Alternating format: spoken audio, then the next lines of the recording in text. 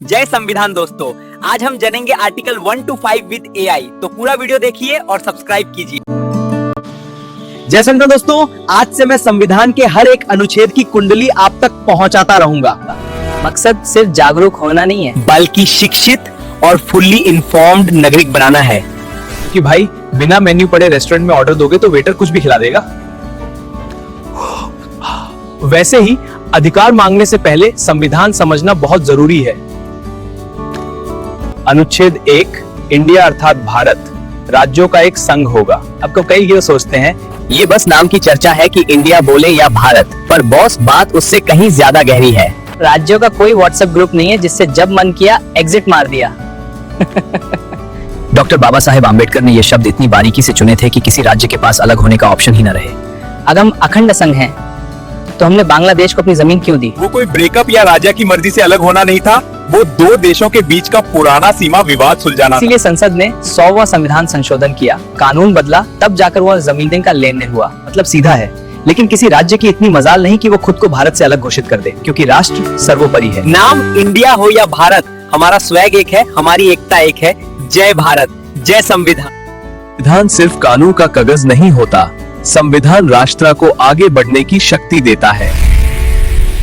अब ध्यान से सुनो, आर्टिकल तो क्या कहता है?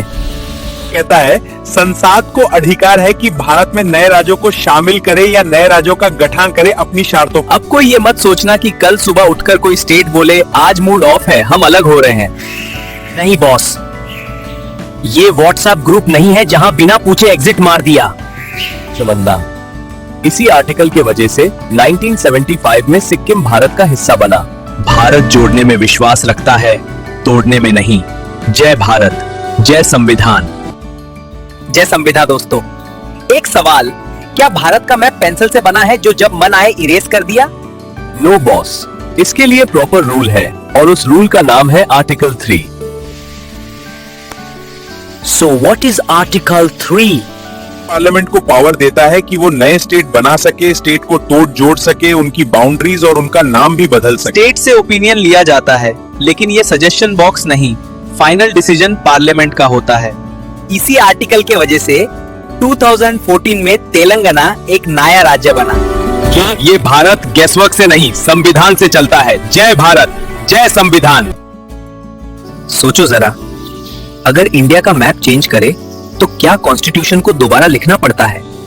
जय संविधान दोस्तों, आज समझते हैं आर्टिकल 4 क्या है। पार्लियामेंट आर्टिकल 2 या आर्टिकल 3 के तहत नए स्टेट्स बनाती है या स्टेट्स की बाउंड्री, नाम या एरिया बदलती है तो उसके लिए बनाया गया लॉ कॉन्स्टिट्यूशनल अमेंडमेंट नहीं माना जाता। आर्टिकल 368 वाली हैवी अमेंडमेंट प्रोसेस फॉलो करना जरूरी नहीं होता, सिर्फ पार्लियामेंट का सिंपल लॉ काफी होता है। सीधी भाषा में स्टेट का एड्रेस चेंज हो सकता है, पर कॉन्स्टिट्यूशन को दोबारा लिखने की जरूरत नहीं। आर्टिकल 4, भारत के फेडरल सिस्टम का स्मार्ट एडजस्टमेंट बटन।